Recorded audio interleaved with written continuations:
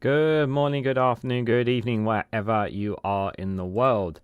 This is Reganelite here. Hello, everyone. I hope you're doing well. This is Regan's Newsround, episode 40 of it. The date and time is the 30th of May, 2024 at 8 p.m. UK time. Apparently, we are only streaming on YouTube. For some reason, it's not working on Twitch. I don't know why, but just for the reference, we are live streamed here on YouTube. We have a live YouTube chat poll for you guys as well. I would like you guys to participate in asking, will the Green Party gain any seats at the general election? So the options you have is just one seat, maybe two more seats, three or more seats, or you don't think they will gain any seats. So it will just stay on one seat, which they are roughly on. So interesting poll. I have stories from pretty much all the parties in England today. So and even a little bit on Plaid Cymru as well, because they're part of the topic as well. So we have two articles on Greens. We have one on Lib Dems. We have one about a certain Conservative defecting as well. We'll go into that as well. We'll also look into Jonathan Gullis hanging out with a kind of person that they should not be hanging out with. And reformers introduced a new policy as well, which we will be looking into today. This is the first time I'm doing a Regan's News Round, the live stream. So obviously, it's for those who don't know how the concept works. So the concept works is basically I cover 7 different stories from 7 different media outlets, and we have 7 here. And these are all election ones, so it's another election live stream special. Normally, I do a premiere videos of these, but given that it's 40 episodes in and we're in election fever, and considering there's nobody here tonight, my missus is not here this evening as well, I thought I'll do a live stream for you guys tonight. So let's see who we got in the chat. Jow is here. Good to see you, buddy. Hope you're doing well. Stephen Banker is here as well. Alistair Keir is here as well. He's at work at the moment. No worries. I won't tell anyone you're watching. I won't tell anyone, I promise. Stuga, Viking President, is here as well. Good to see you all, guys. I hope you are all doing well. So let's dive straight into it. So the first story I have for you guys is from The Guardian. And this is the headline here. So the Greens and the Plaid Cymru pledge to push Labour on climate, housing and poverty. The election campaign kicks off with policies on single market, climate crisis, NHS and clean seas.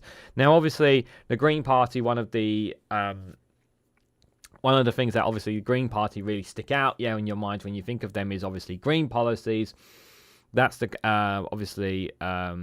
and obviously looking to reduce climate emissions and whatnot as well. That's kind of when people outside of politics, if they actually got to be told and know the nitty-gritty of what the Green Party stands for, there could be a lot more votes turning that way. And this is where they really need to get... This is where the Greens have a very good...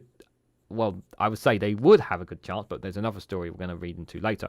But this is where they have a great opportunity here to seize voters away from not just from Conservatives, but also from Labour, given the situation that is taking place around the party at the moment. We're considering the so-called purging of the Labour left of some sorts that seems to be going on as well. Now, obviously, I don't know too much about Plaid Cymru, but obviously I would like to think that they can gain more and do more for Wales itself, and kind of take more opportunities at the expense of other parties, because they obviously represent the best interests of Wales when it comes to it. And that's not to say that the Welsh Labour haven't been representing Wales in any way, shape or form, but it's also an opportunity for them to do more and to show more what they can do for them as well. So let's read what both parties have to say in this one, guys. So Plaid Cymru and the Green Party have launched their election campaigns, focusing on issues ranging from offshore wind farm profits to incentives to improving water and air quality. Well, we know that obviously the improvement of environment in terms of water quality, we know the Lib Dems are going to do that. Lib Dems have said they're going to do that. I've covered that here. We know the Greens want to do that, and we certainly know that Labour wants to do that. But obviously, there's a way of them doing it. How it's going to be done is obviously is going to be a question mark, obviously. But we know that action is going to be taken by all parties, with the exception of the Conservatives, on when it comes to the water quality in England and Wales, without a shadow of a doubt. Parties which hope to win about 4 seats vowed to keep a Labour government in check to push the party's leader Keir Starmer to be bolder in areas such as health, housing and environment. At Plaid Cymru's launch in Bangor, the party's Westminster leader, Liz Saville-Roberts, said that the party was intent on promoting new ideas such as devolving the Crown estate to Wales so that profits from offshore wind projects could be diverted to tackling poverty. Now that makes very logical sense, but we know that it's not that simple, unfortunately, for these parties to gain that kind of stuff. But you would think that offshore, that profits that go elsewhere, that goes back into actually tackling poverty, you think that would be a very simple, easy win slogan. Unfortunately, it's not always as simple as that, sadly. Saville-Roberts says Brexit was the elephant in the room during the election campaign, and Plaid Cymru wanted the UK to rejoin the single market and customs union. No fear of calling it out and saying exactly what it is. Credit where credit's due for Plaid Cymru for saying that. Obviously, I don't know too much about Welsh politics, so feel free to enlighten me in the chat on that. But it's good to see that they're blatantly out there saying Brexit is not working and we should rejoin the single market and customs union. That's very good for them to just come out and flat out and say that. Plaid Cymru's leader, Ruth M. Allwood, took a swipe at the Tories and Labour, saying it's time to kick the Tories out of power. They have left a trail of destruction and we cannot get rid of a government that quickly enough. But the message is also abundantly clear that people don't want Labour to be taking Wales for granted. For too long, Wales has been overlooked by Westminster. I think that's definitely... I definitely think that Wales, like Scotland, have been overlooked a lot by the powers of Westminster. There's absolutely no question about that. We definitely know that I think that there needs to be more devolved powers given to Wales from Westminster. I do think that needs to happen. I definitely think it would benefit their country in doing so as well. And obviously... obviously, there's not really a lot talking about any kind of Welsh independence. There may be some rumours and rumblings of it, but you don't hear it like you do in Scotland. Obviously, you don't. Obviously, it's a different subject altogether to up in Northern Ireland. But I do think that there are small talks about it in places in Wales. About independence. I haven't really heard any concrete, but I do hear the rumour mills and sort of things around that. But I've not heard anything concrete that is saying about that. But, considering the situation that England and Wales are kind of in, it does make people in Wales probably think about that. If that conversation does come up, it does gives them food for thought, that is for sure. But a conversation like that, I don't think even, correct me if I'm wrong, and if anybody from Wales is more than happy to speak on the country's behalf, I don't think it's a conversation that people are generally talking about, or it's been brought up by politicians. APAOR said that his party would support a motion of no confidence in the First Minister of Wales, Morgan Keeving, a member of the Welsh Government party that has been tabled by Welsh Conservatives. Keeving is under severe pressure for taking donations for his leadership campaign from a company whose owner was convicted of environmental crimes. And we covered this in the story. in Byline Times, and lots of people gave me flack for covering this story because the headline was obviously that it was arguably worse, this story, than the Angela Rayner thing. And given that Angela Rayner has been cleared, it makes logical sense to say that without a shadow of a doubt. What are the Greens and Welsh Nats video, power lines and towers? Nats video? I have not seen the Nats video, QA Library. I apologise, but I have not seen that, I'm afraid. But good to see you, buddy. I hope you're doing well. And if I've missed anybody else, good to see you guys as well. But I don't know enough about Welsh politics, and it is something more that I need to get my head around.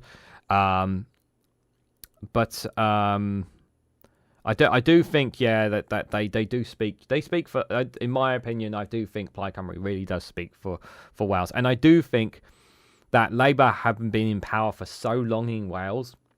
It does feel like, for a long time, is there some kind of is there a time for change? Maybe Clive. Is there the possibility down the road, maybe not now, but down the road, could Plaid Cymru become an even bigger power?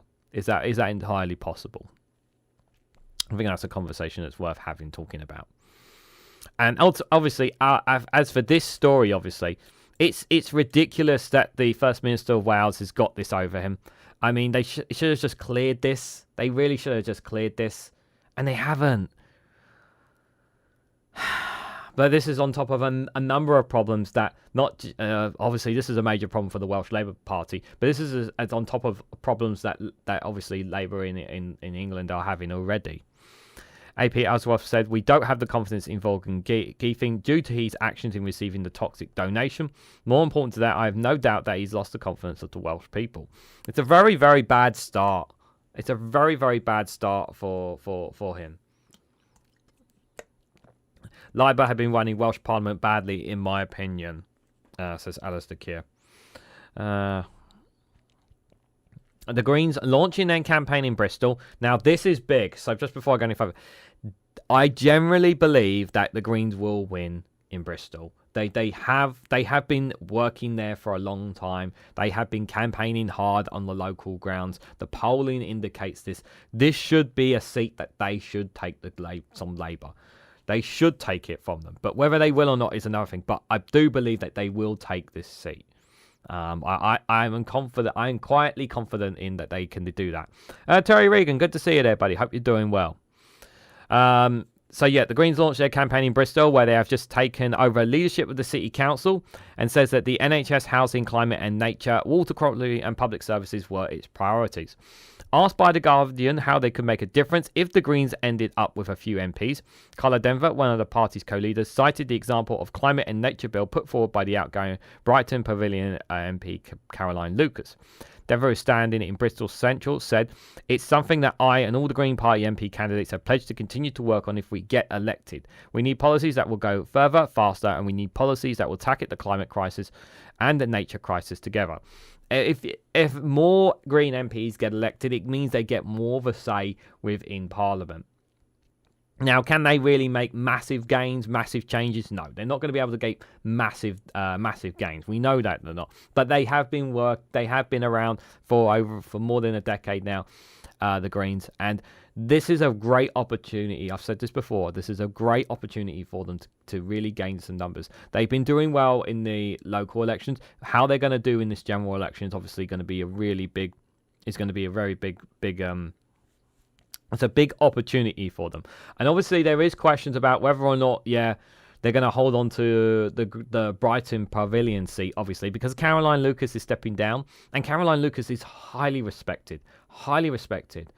So that's still going to be a challenge for them to hold on to that seat, despite the fact that they've been there for a while as well.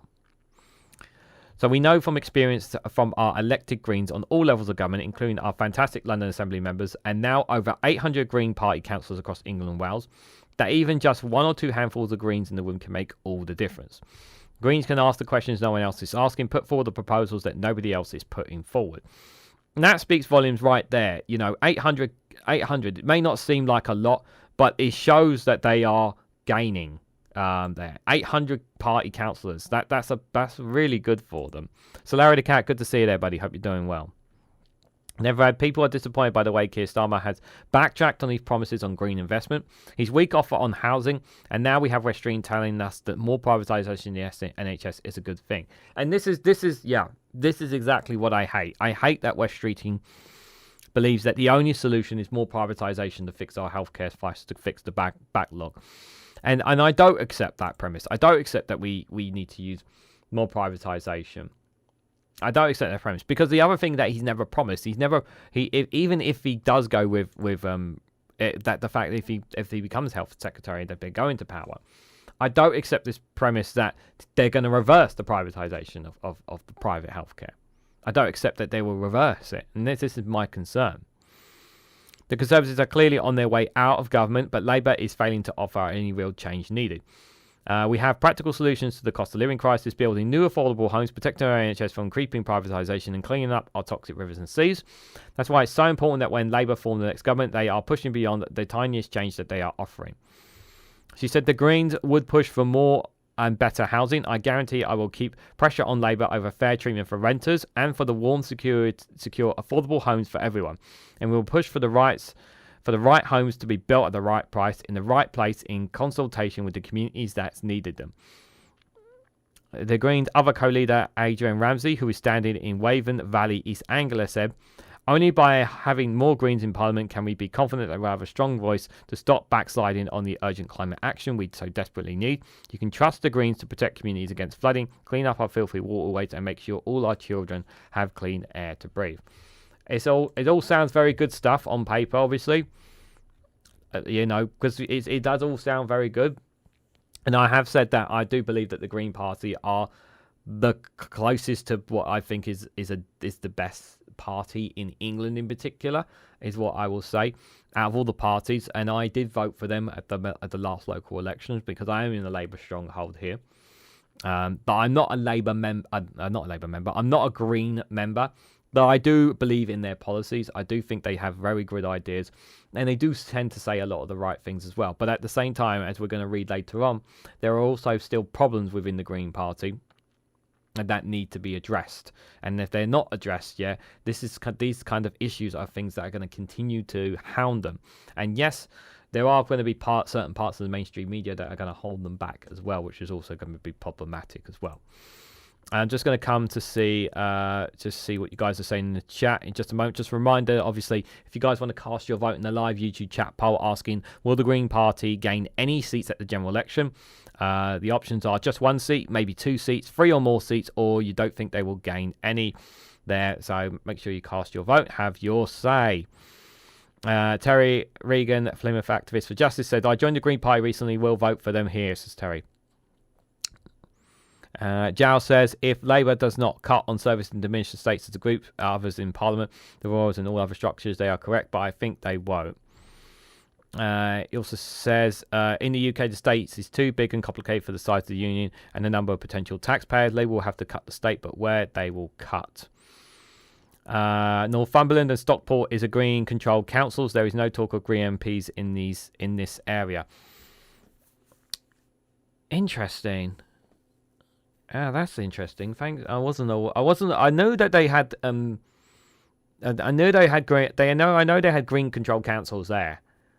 But obviously, I'll have to have a look, obviously, to see. Obviously, next week, obviously, when the deadline comes for candidates, they have said in the past, the Greens, that they would have MPs in every single seat in England and Wales.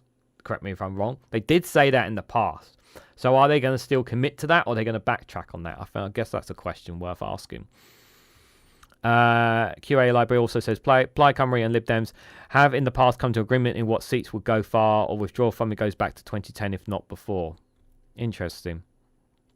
This private funding of political parties in the UK is an open door for corruption. Here, political parties cannot accept private funding, and they must say clearly if they support a certain group, says Jow. Interesting. Simon says 55. It's good to see you there, buddy. I hope you're doing well. Thanks for your feedback, guys. Next one we've got here. So we'll come back to the Greens, but we'll go for the next one here. This one is from Sky News. Obviously, this is one of the stories that's broken in the last couple of hours today. So the Conservative Mark Logan defects to Labour, saying that we need a new government. Dan Poulter and Natalie Erskine has also defected from the Conservatives and Labour recently in a series of blows for Rishi Sunak. So rather than obviously take his chances with the Conservatives, and I don't blame him, he's decided to jump to the other side. Obviously, he's obviously I've said this obviously before the election was called, that there would be a lot of Conservative MPs who would, if they were given the opportunity to jump to Labour, they would take it. But they would obviously have to make great concessions in doing so. So I guess the question is that now that Mark Logan is defecting to Labour, what concessions has he had to give in order to make that, is the question, I suppose. So Keir Starmer is celebrating the third defection by a Tory to Labour in just over a month. So he was elected Conservative MP for Bolton North East in 2019. Well, that's obviously that seat's obviously definitely a Labour one, isn't it? Has told Sky News he's quitting the Tories and he's urging people to vote Labour in the general election on July the 4th. So that sounds like he's stepping down rather than actually... It sounds like he's stepping down out the way completely.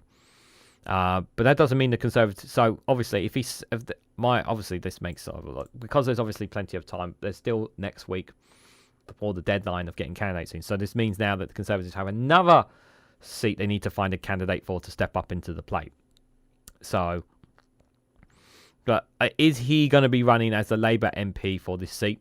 Something tells me he's not. In recent months, he has been a fierce critic of the government's policy on Gaza, and he's now calling on the UK to recognise Palestine as a country. Interesting. That's Labour have not taken that position. Labour have not taken that position. Northern Ireland-born Mr Logan Faulty won his seat from Labour in the 2019 general election with a slender majority of just 378. It has been Labour since 1997, but was previously held by the Tories. A former UK diplomat serving in China who was fluent in Mandarin and Japanese. His dramatic switch follows secret talks of Labour Chief Whip Sir Alan Campbell and member of Securus Inner Circle. Mr Logan had been due to defend the seat in the general election, but after his shock defection, he hopes to become a Labour candidate in another constituency. Okay. So he's hoping that... So he doesn't want to compete in that seat. He wants to go somewhere else because... Okay. In a personal statement on Commons stationery written just before Parliament's dissolved on Thursday, Mr Logan referred to Labour's 1997 election anthem, "Things Can Only Get Better." He wrote, "Labour is back, and given how things have been, I believe things can only get better." After much soul-searching throughout my first term in Parliament, brought to a head with the calling of a snap election last week, I've concluded that we need a new government, and I believe the UK will be best served with that government being a Labour government. Dude, you would not be saying all this now. Why are you saying all this now? You're no different than the other Conservatives. You're just jumping a sinking ship here. Is what it is. Now, this is how it feels to me. Like why is this coming out now? You know, if some of these generally felt like this, I generally hope Labour do not give him a candidacy. I really hope they don't. I really hope they go. That's my position anyway. We need renewed enthusiasm and optimism in both tone and in policy, and I believe that we are already seeing this through Keir Starmer and his team. I'm resigning from the Conservative Party with immediate effect. Regrettably, I will therefore not contest our constituency at the upcoming general election. And he concluded, for the first time I voted for Labour. The next time I vote, I will be voting for Labour. So you vote, okay. Oh, you mean the first time you ever voted, you voted for Labour. And obviously your voting patterns changed down the road. Okay. Interesting. Besides the obvious humiliation for Rishi Sunak, the latest defection is also embarrassing for the Prime Minister because Mr Logan is a junior member of the government, a parliamentary private secretary to ministers in the Department of Work and Pensions. He became the third Tory defect to Labour since last April, following Dan Poulter and Natalie Edskin, and the fourth since the last election, following Christian Wakefield in January 2022. Since the Hamas attacks on October the 7th last year, Mr Logan, whose constituency has a large Muslim population, has been strongly critical of UK policy over the actions of Israeli governments during its response in Gaza. In a controversial Commons debate in February on the SNP motion demanding an immediate ceasefire, he dramatically broke ranks with his own party and said that Israel had gone too far. In defiance of his government policy, he told MPs, "I am no longer in good conscience can continue backing in public that line that we have taken on the side of this House, regrettably." So he has shown that he's willing. That he has shown back in February there that he sees what's happening there. So he knew what was coming down the road. In an interview in March, Mr Logan also accused Lee Anderson of Islamophobia and said he should apologise for claims he made about London Mayor Sadiq Khan after the defecting from the Tories to Reform UK. He's been saying this as a junior minister. And in his final comments intervention in Gaza, 2 days before Mr Sunak's shock general election announcement, Mr Logan angrily challenged Andrew Mitchell, the Deputy Foreign Secretary. "My constituencies in Bolton are livid today," he declared at the time, "because they have seen through the International Criminal Court that there is evidence that acts were committed to use starvation as a method of war along with violence. Evidence of collective punishment and of civilian population of Gaza, and evidence that Israel has intentionally and systematically deprived the civilian population of all parts of Gaza and objects insuspensible to human survival. Never mind being on the right side of history, we ensure that we are on the right side of the present."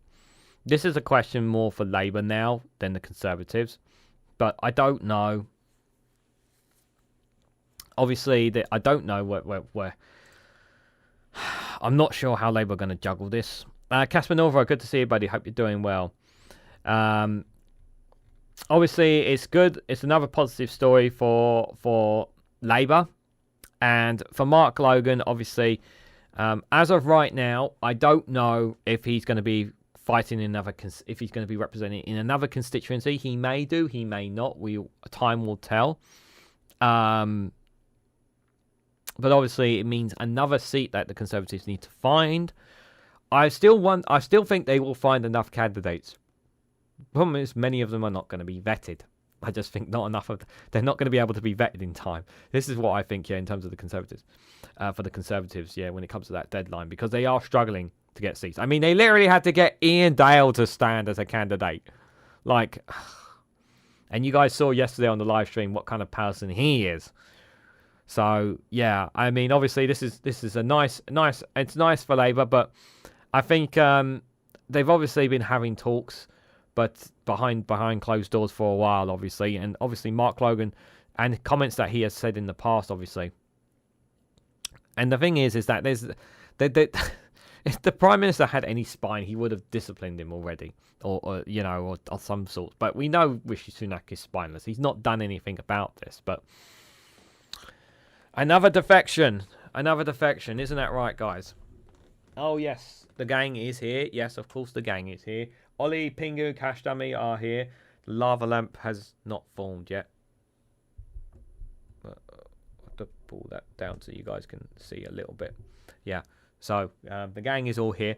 And by the way, can you guys let me know what the volume is like as well? Because obviously when I did the World's News Round, squeaky noise. When I did the World's News Round, the volume was very, very low. I've upped the volume, Mike. So please let me know if it's too high or too low as well. The plushies, yes, that's Ollie on top of the orb. This is Pingu here, and the Cookie Monster is Cash Dummy. That's the gang here. They oversee the work that I do here, and they hold me more to account than anything else. And Ollie only flips to smiley depending on if we get any super chats or memberships. Ollie does. So just in case anybody asking. Volume is fine. My environment PC with Collins. Volume is better than yesterday, says Simon says 65. Yeah, I've upped it to 300%. So I just wanted to check on that. But thanks, guys. Okay, so before I just go to the next one, I just want to say, if you haven't already, please hit the like button. We'd greatly appreciate it. Share it across social media so others notify this video. And subscribe, because it really does help support the channel. So any of those things, guys, really does make a massive difference. So if you do any of them, thank you very much. It's greatly appreciated. So the next one here, I really like this this policy here from the Lib Dems. This is from the BBC. The headline is tax online giants to help kids with mental health, says the Lib Dems. Now, I've always said, I've always said, obviously, that in my opinion, that we should do some kind. I'm in the personal opinion that we should do some kind of online tax. That it should cost more to get things online, and then it should do to go down to the shops or get a bus to go to the village and town and whatnot and buy locally or buy from your shop, forcing you to go out and spend, forcing you to go out of your home, as opposed to people having to always order from Amazon and whatnot. I generally believe it is better for your health as well, and as on top of obviously your mental health as well, when you are going to the high street, going into retail shops and whatnot. Obviously, I know some places obviously have self-service, but I just think it's a good thing to encourage more people to do that, as opposed to simply just ordering here online on front of your computer screen.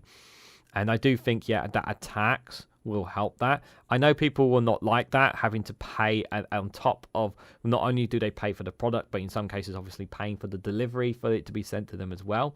And I also understand the premise that people will make is that some people just don't have time to go to the shops and whatnot to get things like they used to. Again, I understand that, but there are a lot of people who can give that time, who can afford to pay a bit more. And I generally think that an online tax will help. I do think it will help make a difference. But it says here, obviously, they're gonna use this tax online to tax online giants to help kids with mental health. It should be all people with mental health. I do think, there is a mental health crisis in this country without a shadow of a doubt. We've covered it. We've covered some horrific stories with the NHS. I myself have went through a mental health crisis last year, as you guys know. Those who were there last year know the situation that I've in. So I've had those battles myself. And mental health is a very serious thing and something we should be taking seriously, and something the Conservatives don't consider to be taken seriously at all. I do generally believe, now Wes Streeting has talked about mental health in the Labour Party on the Labour's behalf, saying that they want to invest more in mental health. Again, it sounds good. Whether it will put that into action is obviously another thing. When the manifesto comes out for it, obviously we'll read into it. But it does give me optimism. When Labour are actually talking about mental health, that does give me optimism about the Labour Party in this category as well. So cross fingers that more gets done with mental health, because it is something that we need to address, and it is something that people need help with, and it shouldn't be just something that should be just swiped past and ignored and telling people just simply to strap up their laces and just get back to work. It's not as simple as that for some people. It really can hurt, really can affect people. Now let's read what Lib Dems have to say on this. So, the Liberal Democrats have said they would increase taxes on social media giants and companies like Amazon and Google to fund mental health professionals for all England's state schools if they win the general election. The new workforce will be paid for by tripling the amount such companies pay for what is known as a digital service tax. Recent NHS stats show nearly 340,000 children and young children are currently on the waiting list to access mental health service across in England. The Conservatives said they have already increased training for places for mental health nurses, while Labour said it would put mental health support in every school. Now, this one obviously I really like here. The Conservatives saying they've already increased the training. Well, obviously we're not seeing that difference come to fruition, so it's clearly not working what the Conservatives are doing. But I do like this, that they were going to give mental health support in every school. Obviously, we'll have to break it down how exactly they will do that, how costs and all that kind of stuff, obviously. As when the manifesto comes up, we'll look into that, obviously. But 1 in 5 children and young people aged between 8 and 25 have had a probable mental disorder last year, according to the latest NHS report. At the moment, there is a range of support for pupils' mental health that schools can access, including funding for training existing teaching staff and access to external mental health support teams who provide early intervention on issues such as anxiety. Teams are due to reach half of schools by March 2025. NHS data compiled by the House of Commons Library for the Liberal Democrats found that 336,000 under-18s were still waiting for first appointments with a mental health professional in the 3 months to the end of March this year. This is really bad. This many people under 18 waiting for mental health issues. That's really good. That's really bad. Sorry. It's not good at all. It's really concerning. And this is and the thing is, because they're at a young age, this will affect them down the road as well, because they're not getting that treatment, they're not getting that help, they're not getting that extra support that they vitally need. That is going to damage them. It's damaging the generation. Excuse me. A generation that has already suffered at the hands of COVID as well. On top of that, let's not forget. So that's another issue that we need to address as well.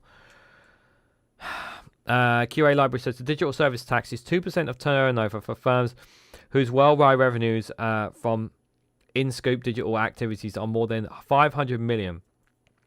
Who derives more than 25 million of revenue from UK users. Interesting. Thanks for that. Allowances are allowed as it is practical thinking, says Stephen Banker. How exactly are they disabled going to shop on the high street, says Solari the Cat? Perhaps there should be exemptions then for an online tax. Then there should. Well, my aunt response would be there would be some kind of exemptions for. Maybe there should be exemptions for certain people. And or you instead of exemptions, you would tie that into their benefits, because obviously the benefit system is obviously crap. So you would change it obviously and ensure that those with disabilities get obviously they're supposed to get a high proportion of money anyway from the DWP, but you would increase that to help compensate this tax. Is my counter argument to that. So that they still obviously are able to get the things they need online, but they obviously they'll get the money they need. They'll get more money that they need from the DWP in order to balance it. Is what I would say. The way salary cut, they can cancel the subsidies for the disabled. Exactly, we are taxed when we shop online. We are, but also another thing is that these companies obviously they get away with it as well. We need to close loopholes on these companies as well, because they get away with not paying anywhere near enough tax. I think that's another big problem as well.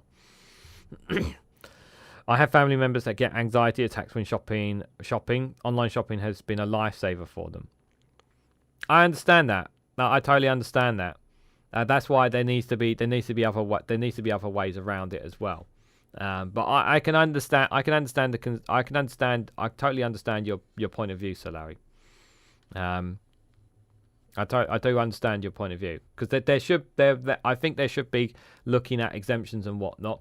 But obviously my specific target is obviously the average person who can go into the high street and shop. This is what I'm more specifically target to when I think about it. They found that the average waiting time nationally was just over 6 months. So that's 187 days. But with wide regional variety, children and young children in some areas like St Helens in Merseyside are waiting more than double of that. That is 444 days. That's just not good enough. Liberal Democrats education spokeswoman Miranda Wilson said there was a mental health crisis among children. Of course, we're fully aware of that. Asked on BBC Breakfast where the mental health professional would come from, Ms Wilson said, there are adults who are working in counselling and in mental health who said they'd be willing to get extra training to be able to work with children and younger people. Of course, we would need to train more, and they wouldn't be available overnight. No, they wouldn't be available overnight, but what you can also do as an option, and I know this is going to upset a certain section of subscribers of mine, is you could bring in people abroad. And if they speak English and they have these skills, you could bring in some of these people on board in order to help clear the amount of children, obviously, who need this mental health support. So that's another option as well. Obviously, there is a cost to that, obviously, but I think it could help plug the gap while we train more of our own people to do so. That's an option. Mrs. Wilson said tripling the digital service tax would more than pay for this policy. Liberal Democrat leader Ed Davies said social media giants were such a big part of the problem. Their manifesto promise would mean state-funded schools governing bodies had a duty to provide access to a qualified mental health professional or a school counsellor funded by central government. Small schools with 100 or fewer pupils could share access to the same person. The digital service tax was introduced in April 2020 and affect large multinational enterprises who run social media services, online search engines, or an online marketplace for UK consumers. It is a 2% tax on companies with a revenue of more than $500 million worldwide and 25 million in the UK. The Office of Budget Responsibility forecasts that the tax will raise about 760 million in 2024-2025. So trebling that rate is to raise an estimated extra 1.5 billion. The Conservative Minister for Mental Health, Marina Crawford, said, We have also nearly doubled the number of training places for mental health nursing to ensure that we have the specialist workforce we need for patients in the long term. Labour Health Secretary West Street said Labour will put mental health support in every school and hubs in every community, paid for by abolishing tax breaks in private schools. As I said, Labour have talked about this and they are willing to do something about it. Again, well, you think that they are willing to do something about it, but I am holding back a little bit on saying yes, Labour, but because obviously they have made U-turns and whatnot kind of stuff. But I'll wait to see what the manifesto on that one says. But obviously, I like that what the Lib Dems are saying here. Obviously, that something needs to be done about social media, and perhaps maybe more needs to be done in terms of policies and more accountability for social media tech companies. I think as well, as some kind of a tax online, obviously. I do think there needs to be a lot more general discussion about it, obviously. And as Sir Larry the Cat rightly put out, what about those who obviously have this, as has been pointed out, disabilities, and those who actually can't go out to go to the shops and whatnot?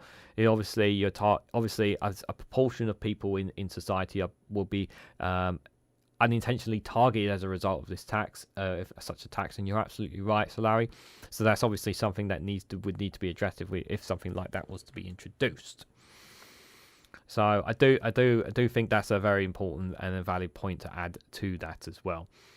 Also, putting help in schools will save tax paying a lot of money in the long term. Yeah, absolutely. Yeah, because they will be literally right there to talk to the kids, as opposed to the kids having to go to them, or the parents having to take them on off days of school to take them to go to them. Them being literally in the school really does help. And it would also even diffuse a lot of situations as well when kids lose their temper and whatnot.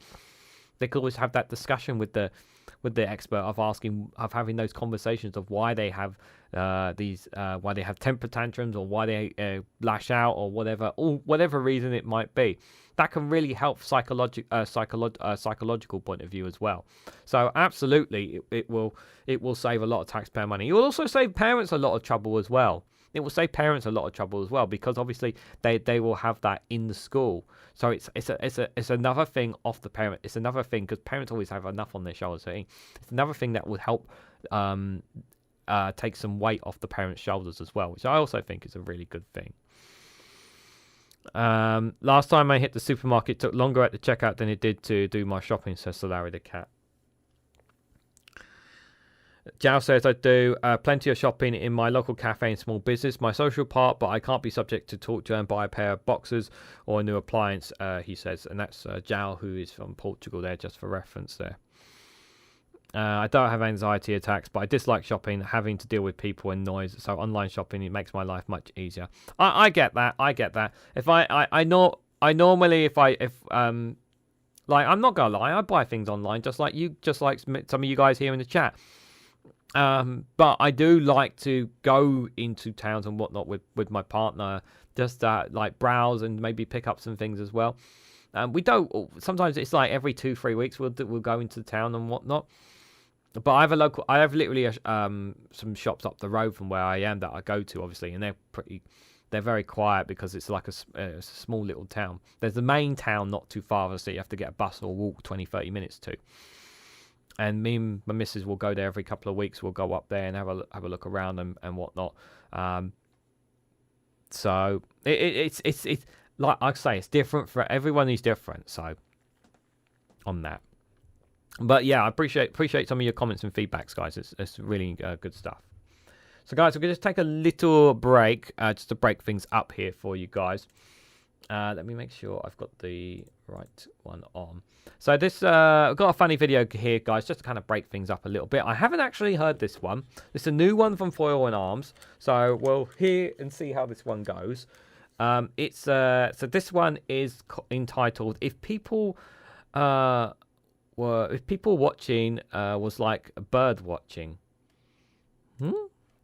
Let's just listen to him. Hey, Jimbo! Hey, guys! Yeah, come on, join us. Oh, thanks, I will. Yeah, this is a great people-watching spot. Is it? Yeah. Hey, look, 3 o'clock with the grey hoodie, the tight shorts and the backpack. Oh, yeah, got it. Is that a gym freak? Hold on, let me check the book. There's a book? Oh, no, a gym freak should have a protein shaker at the end of its arm. Oh. Yeah. I think that's just a common fitness enthusiast. Yeah. I didn't know that people watching was an actual hobby. Oh, yeah, absolutely. Oh, look over there, an American tourist. Ah, they fly over for the summer, of course. They're tracing back their ancestors' migratory patterns. Hi, I'm looking for the O'Malley family. Shoot! Do we really need the binoculars? Look, 3 o'clock. The baggy jeans, the brown shoes and the pre-packed sandwiches. No way, around here? Yeah. A culture? It's strayed from their usual patterns. Oh, there must be a match on. Yeah, I'll try the call. How's she cutting, lads? Mighty. Up Cork! Cork! Oh, brilliant. Look, over here. A flock of lads. Ah, they only come out at the weekend. Jesus, that one perched atop of the traffic lights. Yeah, that is some sort of tit. Yeah, very slow to attract a mate. Oh, look at this one posturing and strutting. Yes, and the beige chinos and the gourmet coffee. Is that a posh prick or a posh twat? Well, I noticed a pink cashmere sweater tied in a knot around the shoulders. Posh twat. Twat. Yeah. Oh, listen to that. I think that's a busker. Beautiful. Loads of others. Oh, hey, is that another fitness freak? Where? On the bicycle with the tracksuit. Oh, no, a common mistake. Listen to its distinctive call. What are you looking at? That is an inner city ruffian. Grab that sandwich out of that man's hand. Oh, look, a charity collector. Ah, yes. A predatory creature. Watch as she targets the ones walking alone. Sorry, can I ask you a quick I didn't know there were so many different types of people. Oh, Yeah, it's incredible, really. What type are we? Perverts. What? Yeah. Oh, look, third floor window, second on the right. They're mating again. Oh, fantastic. Wow. Oh, we've been spotted. What? Shoot. Run? Yes. Jonathan, they're watching us. I'm not. I don't know those people. Oh, that's why you shouldn't be people watching. You should not be people watching. Yeah. If you're doing a certain things, you might be just going a bit too far. But that is a bit of a weird one. Yeah, because there are some people who do that, people watching, but then there's like, oh yeah, but then there's the ones who are looking at things that they should not be looking at, guys. They should not. They should know better, to be fair. Juicy Gaming, good to see you, buddy. Hope you're doing well. Yeah. Anyway, I hope you guys enjoyed that little funny video there. So this next one I've got for you guys, coming back to the Green Party. So like I said, obviously things are not as rosy as things can be in the Green Party. Like I said, obviously I'm not going to be biased for the Greens, even though I do want the Greens to do well. Things like this, stories like these, do raise concerns for me. So this is an exclusive from the Eye. The Green Party candidates have been accused of supporting anti-Semitic slurs. So the Board of Deputies of British Jews calls on the party to remove 3 candidates. So what's this about? So let's read a bit more into this before I give my thoughts. So the Greens are engulfed in a fresh anti-Semitism crisis after a prominent Jewish group said the party risks sinking into a growing cesspit of racism. The Board of Deputies of British Jews has called for the Green Party to remove 3 general election candidates over their social media activities, and it has said it is increasingly concerned about its vetting procedures. Joe Bleacher, the candidate for Aldridge and Brown Hills, posted an anti-Semitic conspiracy theory on Twitter X in November, and that Israel had paid Hamas to carry out the October 7th atrocities. Now, if that's true, obviously that's incredibly worrying, to say the least. If that is the case. That's very worrying. Bleacher claimed that this was part of a big payoff for Hamas leaders that enabled Israel, the world's only Jewish state, to claim rights to billions of dollars worth of oil and gas in Gazan waters. He added, I condemn attacks and the occupation and said, I am not convinced Hamas leaders are acting in the best interest of Palestinians, but continued. My hunch is the leaders of Israel and Gaza conspire to carry out what is happening on October the 7th for financial gain. But I don't have any proof. This is why it remains a hunch and nothing more.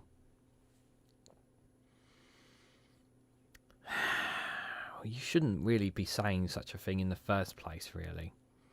See, comments like that, comments like this is just unhelpful. Like if you're just somebody online, if you're not going to literally get into politics, like standing as an MP or a candidate in any kind of political affairs, like no one's going to take you, like comments like that are not going to take you seriously. But if you're going to, if you're not going to provide some kind of evidence here for these claims, you really have to delete, you really should be deleting these tweets if you're going to be making these finds. Now, I don't accept that he should have made the tweets at all. But the fact that he's ended up becoming a candidate for the Greens, and he has said these in the past.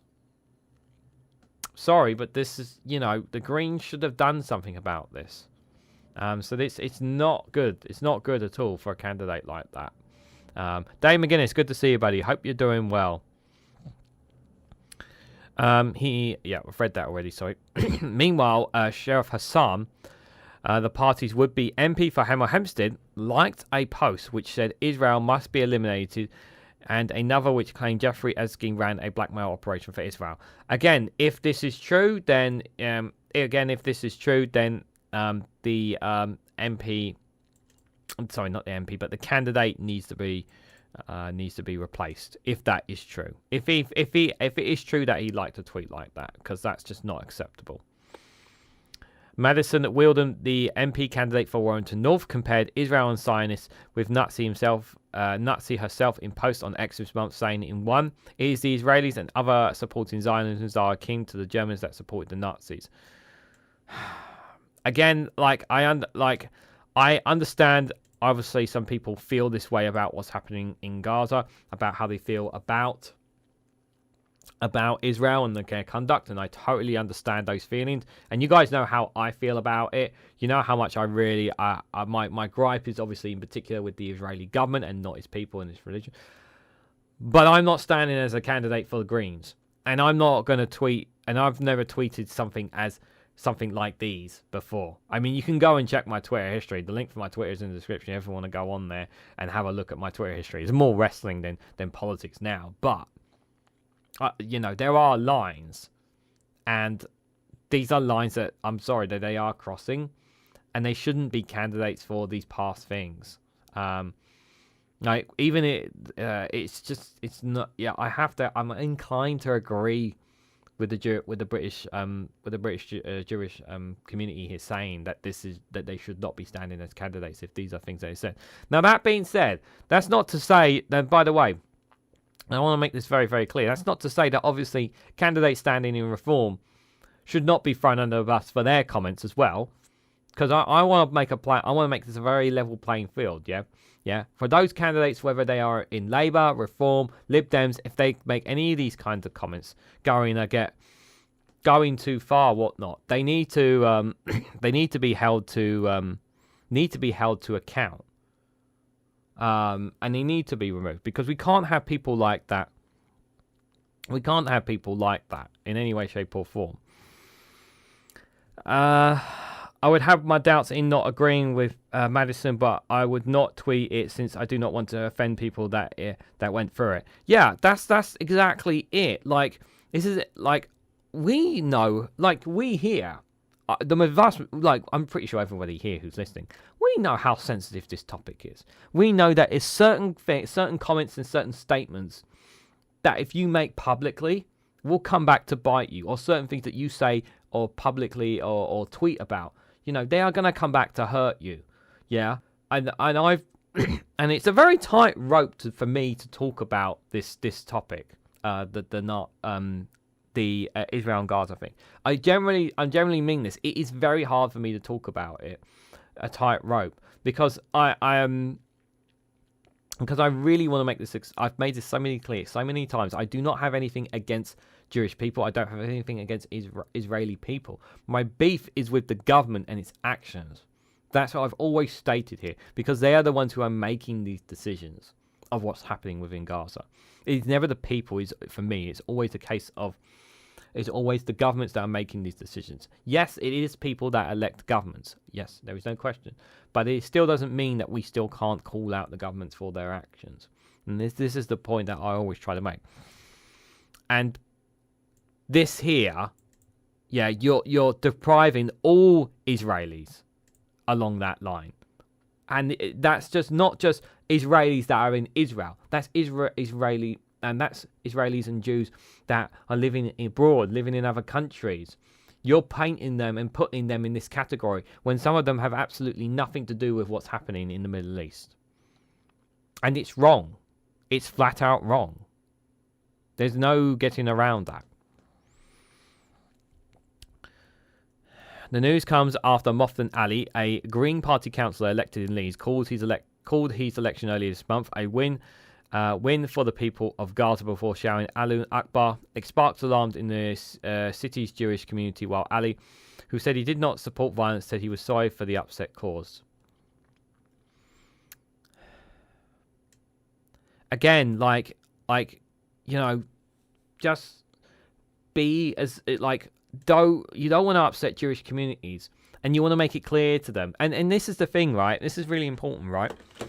There are lots of Jewish communities. There are many Jewish communities who are very much in support of the Palestinian protesters and the cause of calling for a ceasefire. There are Jewish people out there, and we have seen them protesting with them. But don't paint all of them as the same, because that's not right. It's not right in any way, shape, or form. The Greens are hoping for a breakthrough at the general election by adding Bristol West to their Brighton and Hove seat. The party secured their highest ever number of elected councillors in 2024 local elections and became the largest party in Bristol Council, a bit falling short of an overall majority. While it became the biggest party in Hastings Council and made major gains in Suffolk, Lewes and the Forest of Dean. Spokesperson for the Board of Deputies, who said the organisation has previously written to the party about concerns over anti-Semitism, has said, "We are increasingly concerned about the Green Party's lack of due diligence around their candidacy. Through their social media activity, some candidates appear to sympathise with most crude anti-Semitic slurs. If the Green Party does not start showing some principles on this, it risks its wider agenda sinking into a growing cesspit of racism." The Eye has made attempts to contact Bleacher, Hassan and Wilders, attempted to contact the Green Party about its vetting processes. Carly Denver, the Green Party co-leader, spoke to Eye separately as part of an interview about her campaign in Bristol City. She said there were due diligence procedures for candidates generally. All candidates for office are also asked to sign declarations relating to fitness to serve, Denver said.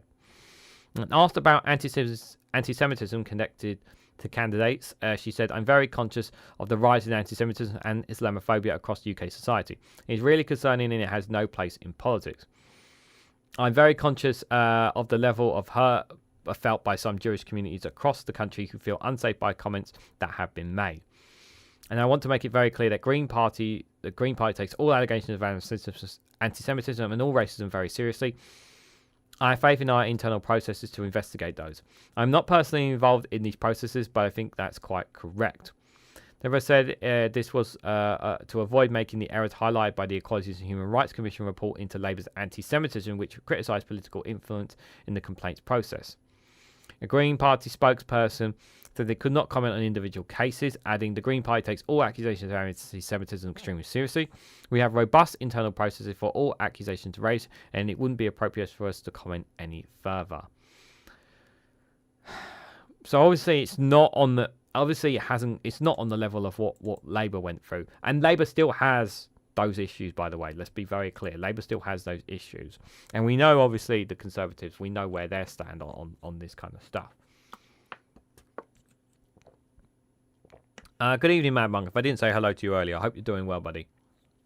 But it is something that whenever this is called out or whatever, they need to look at it immediately. They need to. It's really not that hard to go back and look at someone's accounts and tweets that they have made in the past. It really is not that hard to do that. It really is not. It's not that hard to do it. It's literally you just get someone to sit there and scroll through their tweets, checking their tweets, what they have written in the past, and literally and read exactly what they've said, what the accusation is, and make a determination of whether it's seen anti-Semitic or not, and you go from that. It's not that hard to go through these tweets. It really is not. So things like this, things like this kind of stuff, this is the kind of stuff that people can throw at those who generally believe in the Green Party for all the right reasons that the Greens stand for. This kind of stuff is what can hurt the Green Party. And this is why they need to make sure that their vetting process is very robust and very strong and really holds people to account of those who have made these kind of tweets in the past.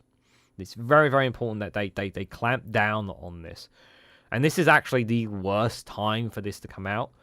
Now, this can easily if they're not careful, it can easily get blown in their face. Now, I'm not going to say that I still think they're going to win the Bristol seat. I'm still quietly confident they're going to win the Bristol seat. But in other seats where maybe they may not get, where it's a really tight race, other local candidate that they're challenging over could easily bring this up in the debate in the local radio, local news and whatnot, and that can hurt them. And it could cost them the seat, could cost them the few numbers that they need to make that difference, because every vote matters, really, really does, in these seats that if the Greens want to gain.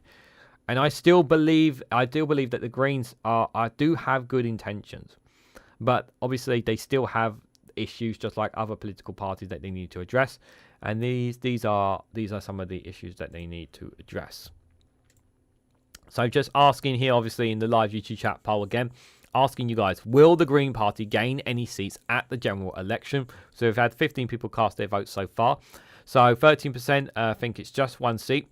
40% of you think it's just maybe just 2 seats. 47% of you think 3 or more seats. So some of you think maybe they'll gain 3 or more seats there. So some people have a bit more ambition than I do. I'm more on the cusp of just two seats on top of the Brighton on the Brighton one that they'll gain. So maybe 3 seats altogether. That's what I'm thinking. I don't think they'll gain more than the 3 max. If they gain any more of that, it's a massive bonus, but I don't think they will. But nobody thinks that they will. Nobody thinks that they don't think they'll gain any seats. So people are believing that the Green Party will gain seats at this general election, is what you guys are saying in the live YouTube chat poll. Thanks everyone for casting their votes on that. Just going to read what you guys are saying in the chat.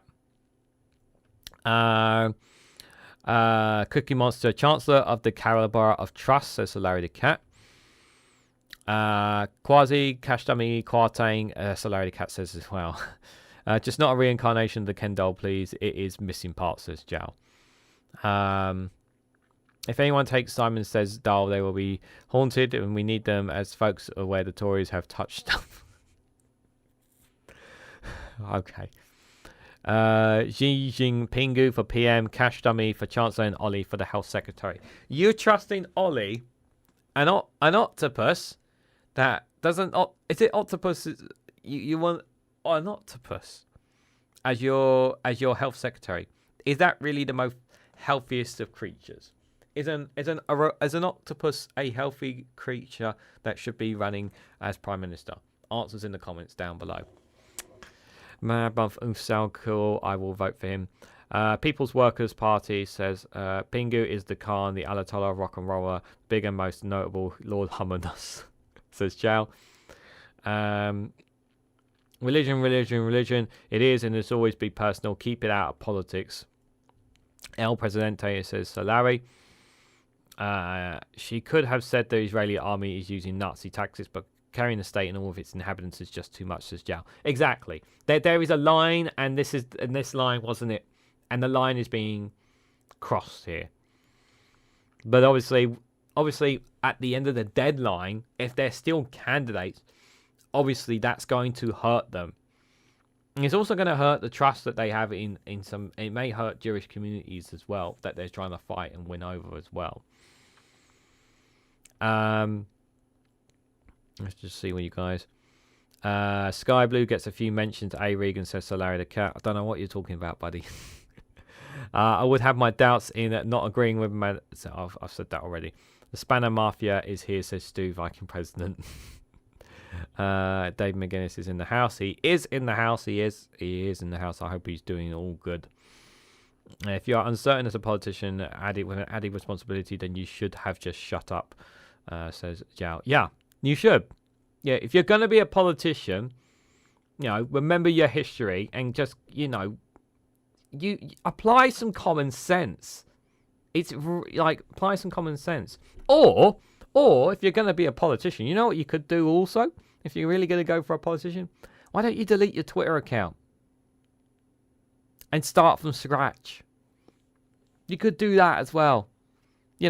Not everything has to be on Twitter. Your life doesn't. You can erase it and start again. There is that as well.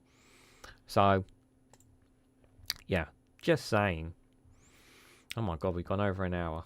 I'm bad.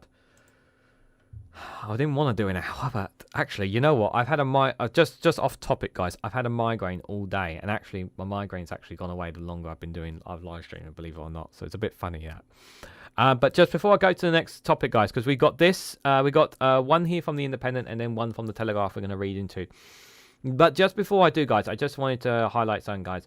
Obviously, I am doing this. Been doing this YouTube channel for a year, And obviously, any financial support really does help support me and the work that I do here on the channel. And one of the best ways you can support me and the gang behind me is by being a YouTube member. You can be a YouTube member for as little as 99p. 99p doesn't sound like a lot, but it really does make a massive difference, and it really does go a long way to supporting the work and the work that myself and the gang behind me, Ollie, Kashdami and Pingu, does here for the channel. And it's not just here on YouTube where the work is done. The work is done also on the Facebook page. The work is also done on Rumble, if you guys have been checking out the Rumble, as well as on Patreon as well. Content which is uploaded as well onto Instagram, TikTok, as well as doing dual live streams, not just here on YouTube, but also on twitch.tv. So I'm covering politics around a vast array of social medias as well. There's a lot of work obviously put behind this, more work than sometimes you guys may think. So obviously, if you can financially support me anyway, please consider becoming a YouTube member for as little as 99p. If you want to go a step further and be a Snowflake Corporal at $2.99, let me explain some of the perks you get for being a YouTube member. So you get access to custom emojis, which those in the live stream are going to show off right now. And as well as whenever you comment on any of my videos as a YouTube member, I always respond back, regardless of whatever you say. I always respond back. And if you find your comments hidden, by the way, depending on what it is, I'll obviously make it available after I review it and check it, because there are certain words that are banned on my comments in YouTube as well.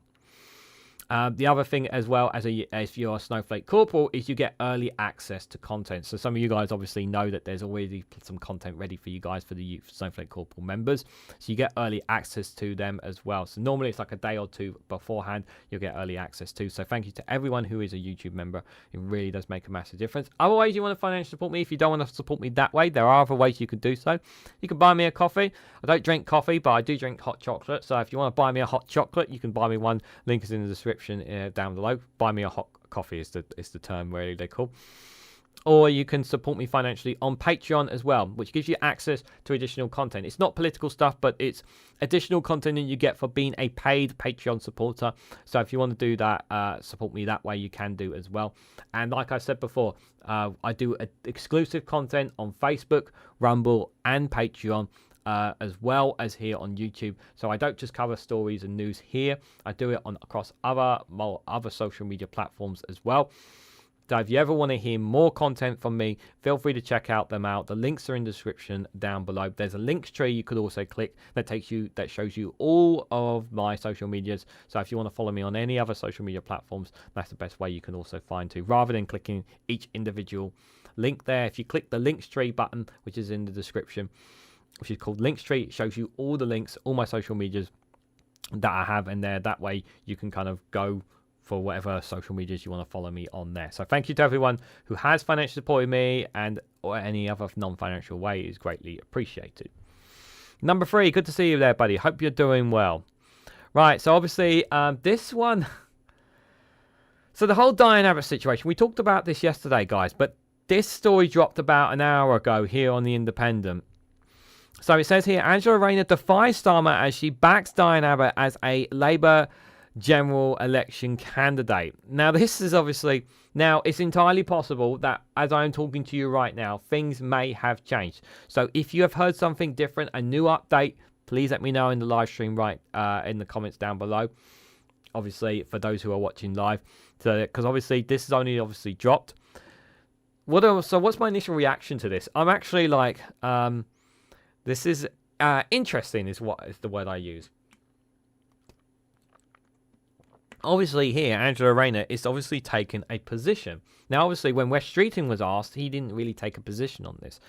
Now, we're talking about the Deputy Labour leader here, taking a clear position here that she's saying that she backs Diane Abbott as Labour general election candidate. Now, is she saying that Labour should do this, or is this just her giving her thoughts on it? Question marks, so to say. So Angela Rayner has sided with Diane Abbott as a row over the candidate selection for Labour threatens to derail the party's election campaign. And I do agree that this whole ordeal is derailing, it is having a hamper on Labour, because they need to make a goddamn decision on this and stop sitting on the bloody fence on this. Like, are you putting her forward or are you not putting her forward? Make up your goddamn minds. Is the message that I have. Yeah, because every single day they let this drag on, the media will keep talking about it, and rather talking about the policies and the plans that Labour want to do and they want to talk about, this is what the media will be talking about.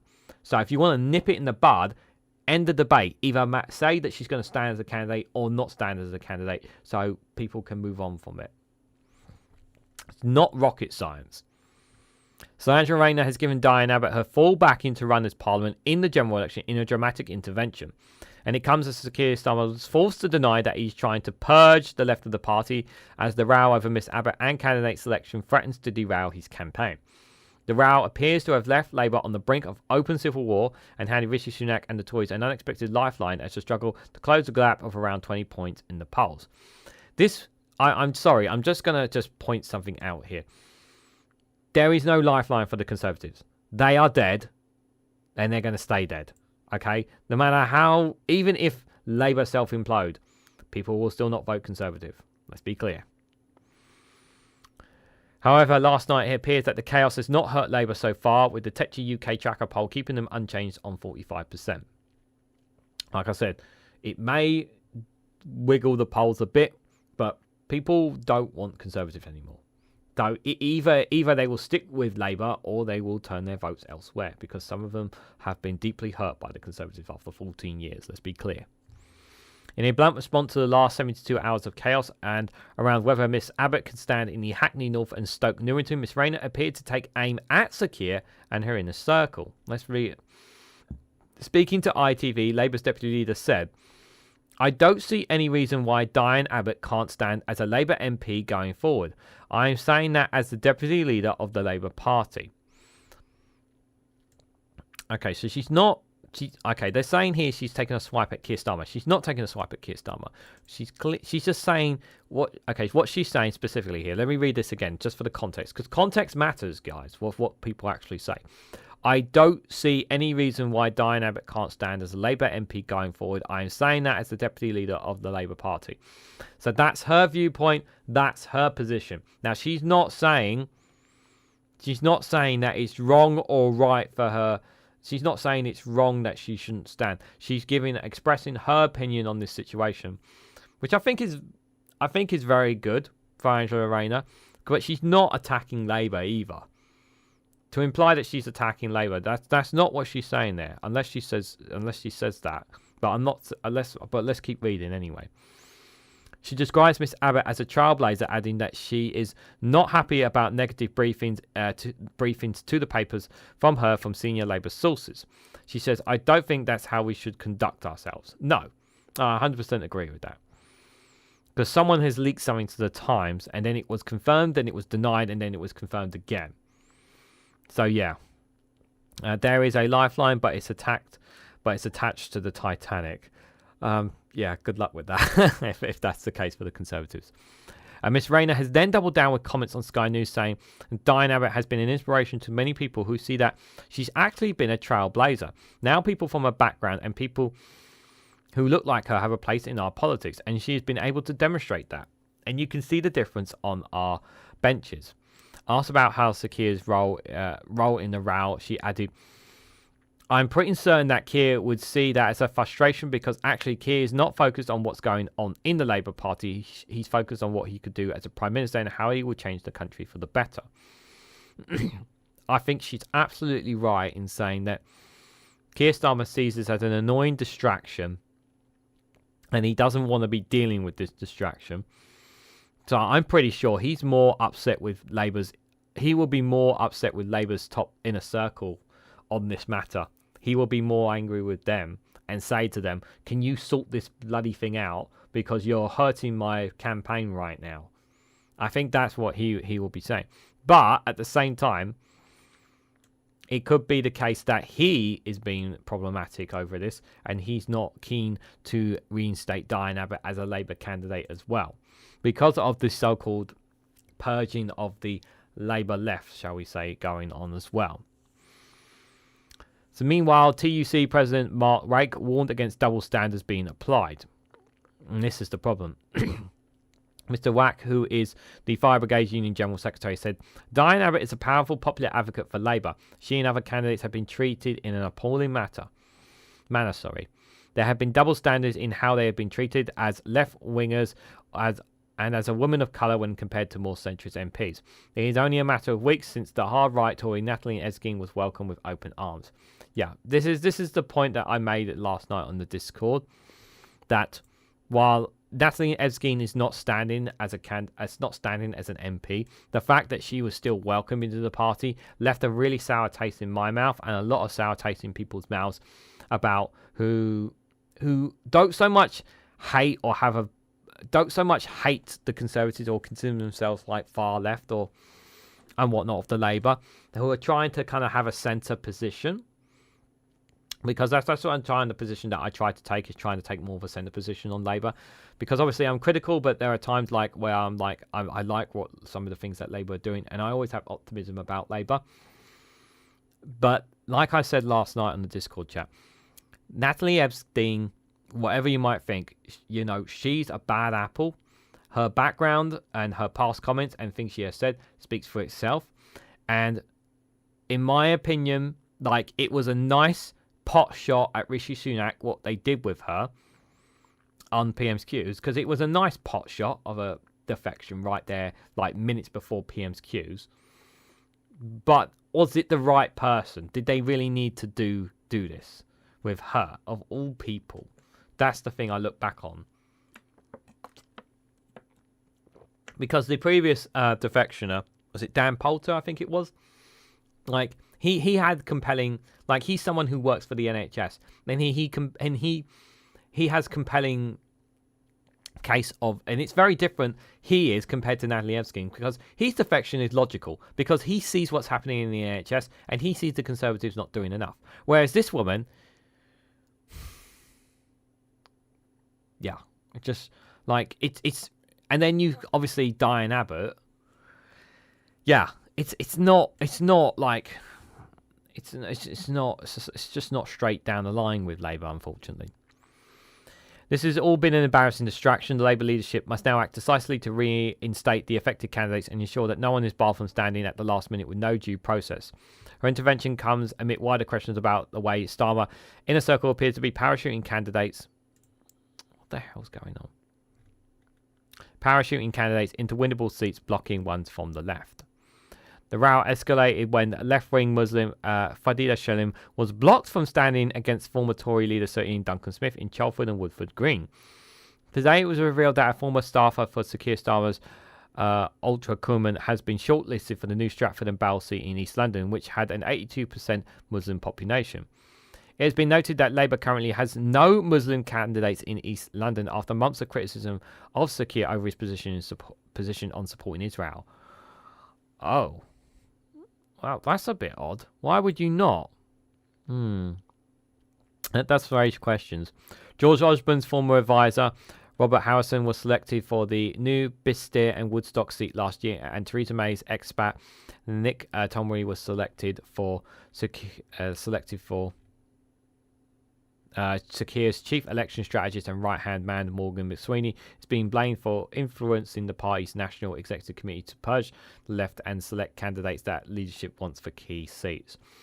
Yeah, this will come back to bite Labour. This will come back to bite them. Make no mistake about it. But speaking out of campaign launch in South Wales, Labour leader Sir Keir Starmer insisted he was not purging left-wing candidates and praised Miss Abbott's political record. Yeah, well then reinstate her. If she's gone through everything, all the vetting process, and that, reinstate her then. After he was blocking left-wingers from standing, he said, "No, I've said repeatedly over the last 2 years that we selected our candidates, that we want the highest quality candidates." That's been the position for a very long time. Speaking to broadcasters in Monmouthshire, he said, "The situation in relation to Diane Abbott is that no decision has been taken to bar her, and you have to remember that she was a trailblazer as an MP, and she overcame incredible challenges to achieve what she achieved in her political career." Yes, we're fully aware of that, but what's the position? Blah, blah, blah, blah, blah. She carved out all her... Yep, we know all that. Jeremy Corbyn's ally, Orange Jones, who had quit Labour in protest over Starmer's leadership, posted, "Keir Starmer previously described Fraser Shilligan as a fantastic candidate. Now he publicly deflames her while standing by a candidate who are, among other things, have said racist and things and have had sexual harassment claims upheld." The Labour leader has already had his honesty questioned after friends of Miss Abbott and Tory opponents both pointed out that he had claimed last Friday that an investigation in alleged anti-Semitism on her part was still ongoing. It emerged that the investigation had concluded in December. Mr Abbott only received the Labour whip back as an MP this week, but it was briefed out that she would be barred from running as a Labour candidate in the general election. It has been suggested that she was planning to retire, but at a rally in support of her last night, Ms Abbott declared that she would stand for Parliament again. So she has said that she will stand for Parliament again, because I've listened to the podcast from Politics Joe on this as well today. And she hasn't said that she says she'll stand for Parliament again, but if she stands as an independent, she will not hold her seat. That's the sad reality, is it? Unions along with Miss Rayner, have determined that Labour, and as Sakir was speaking in Wales, as she posted on X, formerly Twitter, to say she has been talked with unions about standing. Very grateful for all the trade unionists who have offered me support. I've met a number of leading trade unions, including General Secretaries, who offered me their backing to be a Labour candidate in next week's NEC. She also revealed the cover of soon-to-be memoirs of women like me. Jeremy Hunt mocked Sakir Starmer over his inability to deal with the party's internal issues. Ha! Your party can talk! Oh, you should shut up, Jeremy. You really should. Oh, by the way, how's your campaign going, Jeremy? Huh? How confident are you're going to hold on to your seat at the general election? I really hope he loses his seat, guys. I really do. Over his inability to deal with party internal issues, suggestions it would be a sign of the sort of things that a Prime Minister he would make. Oh, yeah, because Rishi Sunak, Boris Johnson, Liz Truss have been fantastic Prime Ministers, and so is Theresa May and David Cameron. Yeah, I know. He said, how on earth can we expect Keir Starmer to deal Vladimir Putin when he can't even deal with Diane Abbott? Rishi Sunak can't even deal with can't even touch Netanyahu, mate. Like, just sit down on this.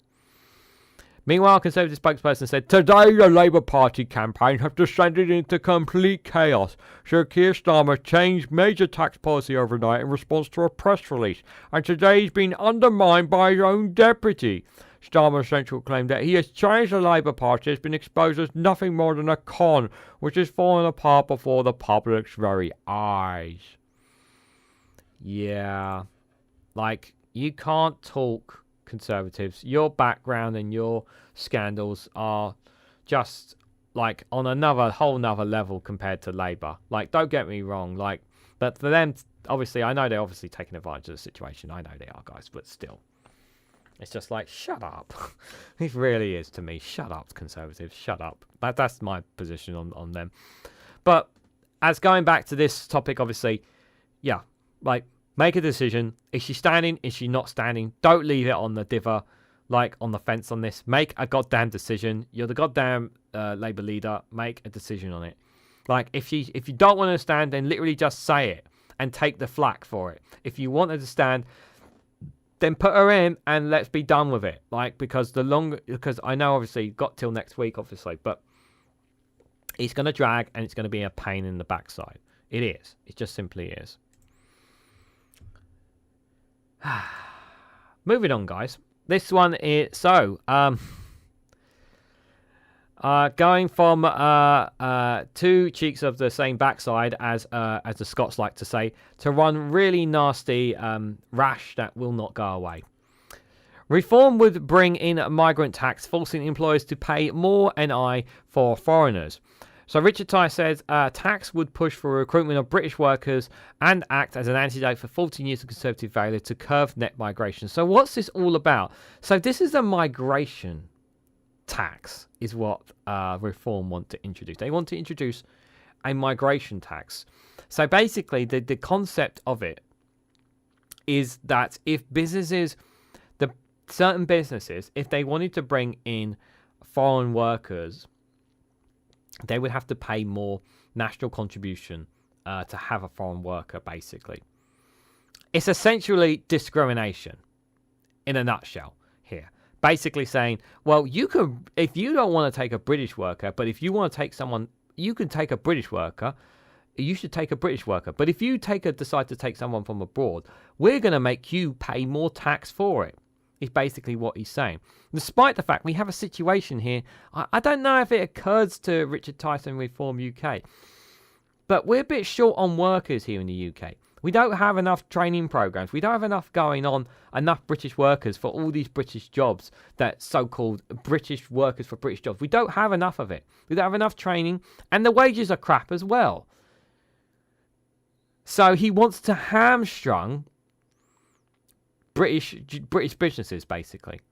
Now, he did say there would be exemptions from some of these. Like, there are certain exemptions in certain departments. Like, he did say, obviously, the NHS would be exempt. He said small businesses on a certain amount, making a certain amount, would be exempt from this kind of tax. But it's still... It's just kind of like, you're not going to fix this. This just doesn't fix the problem. So let's read what the donut had to say. So reform would introduce a migrant tax, forcing employers to pay a higher national insurance rate on foreign workers, the party leader has announced. In an exclusive article for The Telegraph, Richard Tice said reform would require most employers to pay a national contribution rate of 20% for every foreign worker they employ, compared to the current 13.8% for domestic British employees. He said the new tax will not only incentivise companies to recruit British workers rather than rely on cheaper foreign staff, but also could raise more than $20 billion over the next 5 years. What is this based on? How can you raise £20 billion over the next 5 years on something like this? $20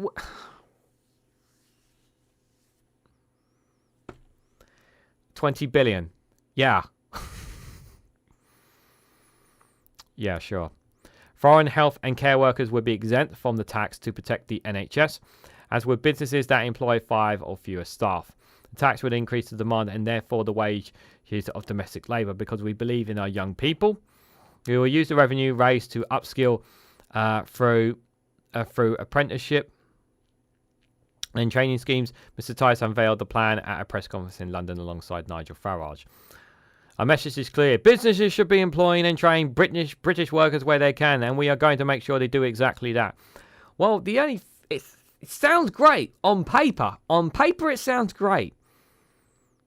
But you didn't really think about this, did you? Like, you have to take the situation that the economy is in right now. And this is the thing that you have to look at the broader picture here.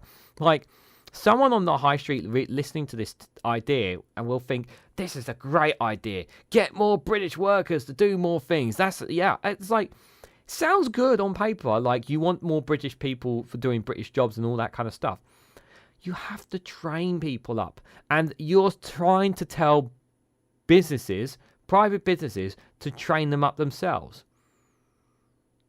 You're basically saying to businesses, you need to pay and fund more British jobs for British workers, as opposed to incentivizing, in my opinion, incentivizing British businesses to employ more workers and train them up. Yeah, like offer incentives for British business, for businesses here in the UK to train and employ British workers. You need to incentivize them to do so, not punish them for taking in foreign workers. You need to incentivize them. Incentivizing them in doing so. I've always had this premise, guys, because I really want to put this point out there. I just want to make sure where I am.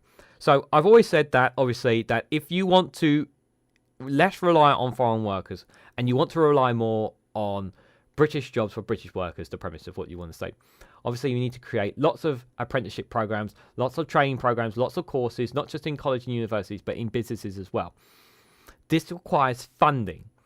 Yeah, you can't just expect the private sector to do this. You have to provide funding and you have to provide incentives for companies and businesses and whatnots to do them as well. Offer grants and all that kind of stuff. The government literally needs to put its hands in its pockets in doing so. And this is not something that can change overnight. You're talking about 10, 20, 30 years. If you want to change Britain, where it becomes less reliant on foreign workers and more reliant on British workers, you have to put your hand in your pocket. The state has to put its hand in its pocket and be willing to invest and push private businesses to do the same. That is how you will change this. That is how you would change, if you want to change this kind of culture of us relying on foreign workers so much. And this will take a long process. This is not something that can be done in a few years. This is a long process to do this. Like I said, 10, 20, 30 years. So that means you would need cross-party consensus to get something like this done as well. Because if you start a project like this and you're putting the investment in, and then the next government party or what political party comes in and changes it, it just throws everything out the window. And once again, we're relying on foreign workers again. So if you want something like this to work, you need to have cross-party consensus for it to work. So, there's a lot of complications in doing this.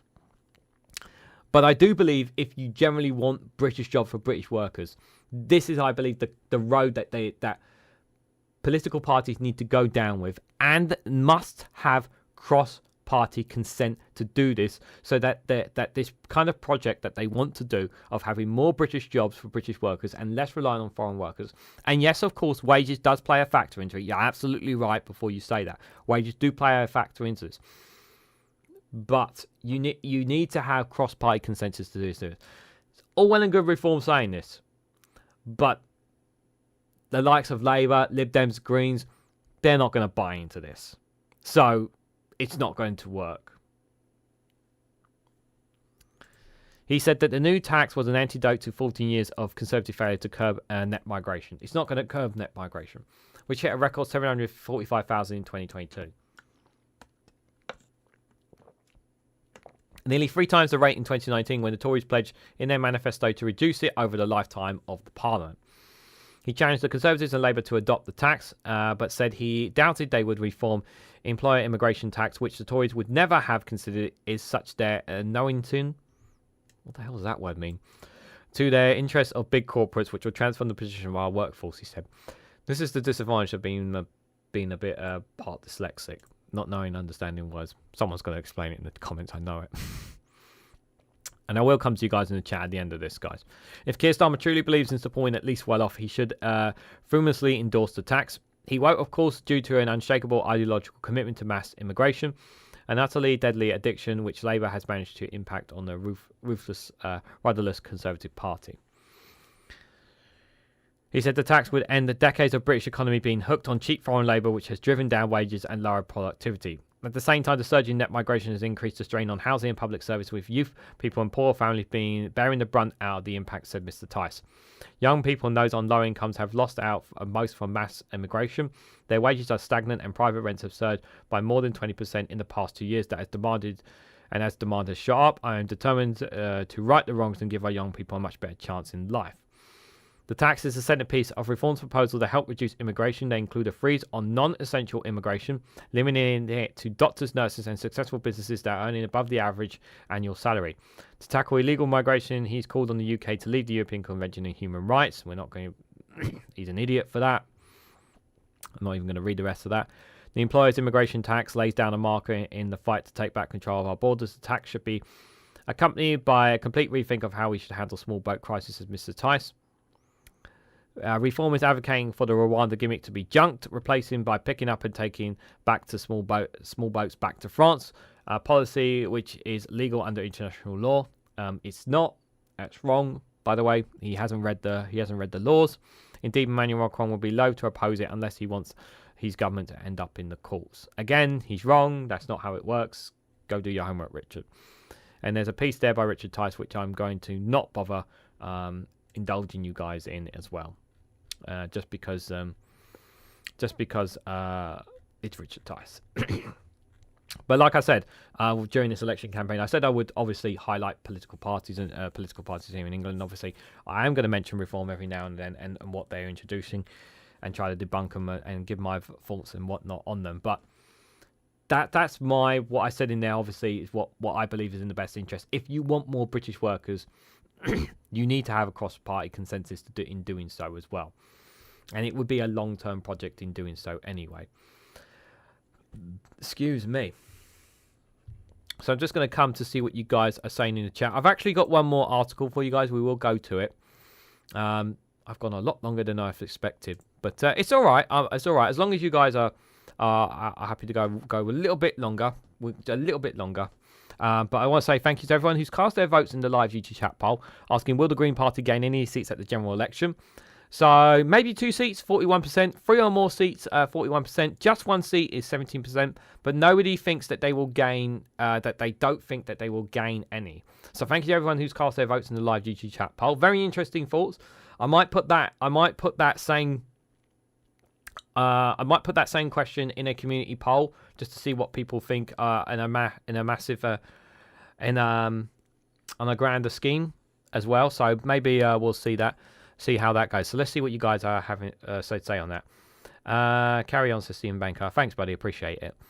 Brainless Trees, Jimmy Dimulsini, I'd say more, says Larry the Cap. Does Tice realise that he cannot do anything of what he's speaking about, or is he really mentally retarded, says Jow? Good question.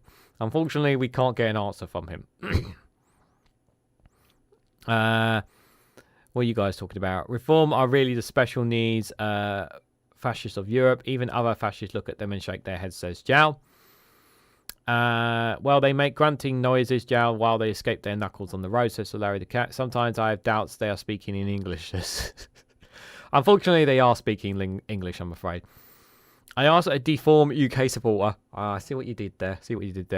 Whether they see them as a serious party, given they have granny waddle bottoms and dancing dentures. They fumed and shouted some insults and walked off. Now, so Larry, you have to be a little bit reasonable now. Let's be reasonable here. Yeah, like in general, you know, we have to try and. I always say try to put yourself in someone else's shoes to try and understand why people think the way they think and feel the way they feel as well. I mean, I know you're having a bit of fun there. There are some supporters who generally think that reform is in their best interest, even though they're not in their best interest, and it's up to us to try and convince them otherwise. Politicians would be out, though, even it doesn't pay to educate, says Stephen Banker. And what would the Brits do if they do not want to work for you lice? That do not want to take care of your houses and clean your crap, says Jow. Reform, then why are you living in Victorian times where you have a sewage in the street lice as well? If education was a priority, these political would-be's would be fought and outsmarted, says Stephen Banker. Yeah, that does really play a part into it as well. Right. Just before we go, I've got one more story for you guys. This one is from Byline Times. Jonathan Gullis. Yes, the Gullis. The Tory Deputy Chairman, Jonathan Gullis, has been accused of lying over the party association with convicted drug boss. Labour says the Byline Times findings suggesting the claim Hassan was not linked to the Tory party were a lie. So yeah, if you guys have been on Twitter, you may have seen a picture going on the rounds as well. That Jonathan Gullis was sitting and hanging out with a convicted drug boss. This guy's got... I hope the people of Stoke-on-Trent give Gullis the good old gulling booting there. You know, he's such a loudmouth, he is. Yeah, this is not a nice thing. And obviously, I would say, to the Labour candidate, whoever's going to be fighting him at Stoke-on-Trent, that when he says it, how does he say it? He says Stoke-on-Trent. He says it in such a way so fast. I hope that when he has whenever challenging them, those radio or local debates and whatnot, you know, just ask him the question about, you know, Jonathan, you haven't really done a lot for Stoke-on-Trent. You've talked a lot of smack, but you haven't really done a lot here for us. By the way, what's that story about you being with a convicted drug boss? Do you want to comment on that, Jonathan? Do you want to comment on that? So let me read some into this for those who aren't aware. So the Conservative Deputy Chairman, Jonathan Gullis, has been accused of lying about his party's relationship with a convicted drug boss. After weeks, this photo emerged of Mr. Gullis associated with Yasser Hussain, once jailed for being the ringleader of a heroin gang. Labour accused the politician of hypocrisy and betraying victims of drug crimes. A spokesperson for Gullis, who previously described drug dealers as savages, told LBC on Monday that Mr. Hassan was merely a member of the public and that the member for Stoke-on-Trent North had met at events at a local Muslim community, while Tory insiders stressed Hassan wasn't a member of the party. So Gullis says he was a member of the party. And Tory insiders are saying, no, Jonathan, no, you're not supposed to say that. Don't say he's a member. Don't say he's a member. Oh, you donut, Jonathan. But an investigation by Byline Times has since uncovered a number of further photographs featuring Hassan, a former trainee solicitor jailed for 8 years in 2006 after being caught with 4 kilos of heroin and an estimated street value of £400,000 taken at Conservative Party events between 2018 and 2023, which suggested the convicted drug dealer is in fact a long-standing and prominent Tory activist. Oh dear. Last night, Labour said our findings suggested Gullis claims Hassan was not linked to the Tory party were a lie, and questioned whether the former gangland boss had ever received access to private data, which could risk public safety. Now, that is a serious problem there. A Labour source has said Jonathan Gullis claims that Mr Hassan is not an activist seems to be unravelling already. Gullis' suggestion that Hassan is simply a member of the local community are a lie. In the images, Hassan can be seen posing with several leading Conservative Party figures in Stoke-on-Trent, including Gullis, the former teacher who was made one of the deputy chairmen of the Tory party after Lee Anderson defected to Reform earlier this year, and Jack Brunton, the MP for neighbouring Stoke-on-Trent South. In one photo, Hassan was pictured alongside Gullis, who is anticipating to lose the 6,286 majority seat he won unexpectedly in 2019 as part of the Tories' Red Wall at the 2021 Moorcroft by-election, which was later investigated by police following allegations of voter fraud. Byline Times can reveal Hassan was invited as a guest of the Conservative Party as well as the 2019 general election count, where he was photographed smiling with a blue rosette with his arm around a victorious Biritum. Oh yeah, look, there he is there, guys. There he is there with his hand around and his side. Look, just for reference, so there he is with his hand on the side of the victorious Brenton at the 2019 general election count. Yeah, he's he's not a member, says Tory insiders. He's not a member. So what's he doing there? In another photo, he could be seen as part of a large group of Tory activists behind Gullis and Brunton with his arms held aloft. I will just point out here, though, you can see he doesn't have the pin badge on there. So that's important context to add there. But yeah, you can see him in the background of that picture there on the right there with his arms in the air. So he's in the picture there. In a shot from 2021, Hassan appears to be canvassing for Brenton along with Conservative former leader of Stoke Council, Abby Brown, the current Conservative group leader, Daniel Jellyman, and Ben Adams, the Conservative Party's Police, Fire and Crimes Commissioner for Staffordshire. Next to Hassan is a man holding a dozen campaign leaflets for Brenton, who at 26 was the youngest Conservative MP in 2017 intake and retained his seat in 2019 with an 11,271 majority. In what appears to be a prominent photo opportunity, Hassan is seen attending a local food bank with Brenton 33, Miss Brown and Miss Jellyman. Hassan was also invited to the Conservative Party to the 2023 Stoke-on-Trent Council election counts, where he mixed with local constituency officials. Yeah, definitely, he's definitely not associated with the Conservative Party. A Labour source says, Mr Hassan clearly attended both the Moorcroft by-election count and the 2023 Stoke-on-Trent council election count, both of which were attended by Jonathan Gullis and Jack Brunton. So now Gullis' versions of events have proven to be untrue. The Conservatives now need to answer the real question, starting with what is Mr Hassan's role with the Conservative election campaign? Is he a volunteer or a paid Conservative activist? Does he have access to electoral register? Does he have access to sensitive data? Was he Mr Gullis' guest at election count, or was he there as an official capacity representing the Conservative Party? Byline Times put all these questions to Gullis, Brunton and Conservative campaign headquarters CCHQ on the evening of 9 p.m. on the 29th of May. None of the three parties who were asked whether it had been a lie to deny Hassan were a Conservative Party member have responded to our inquiries at the time of this publication. Should any of them do so, we will update the article. Gullis. He's not in a very Gullis place, is he? You know, he's not very... the clock is really ticking on his time, without a shadow of a doubt, as the Conservative MP.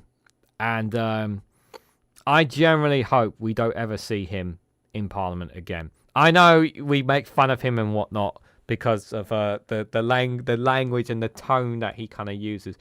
But we don't need people like that in Parliament as politicians. If he wants to go try a shot at as a chameleon, go for it, Jonathan. Go for it, because you might get a few fans. But yeah, mate. We don't want you. We really don't want you. In all seriousness, it's time to put the boot to Gullis and his association with Stoke-on-Trent. The people of Stoke-on-Trent deserve better.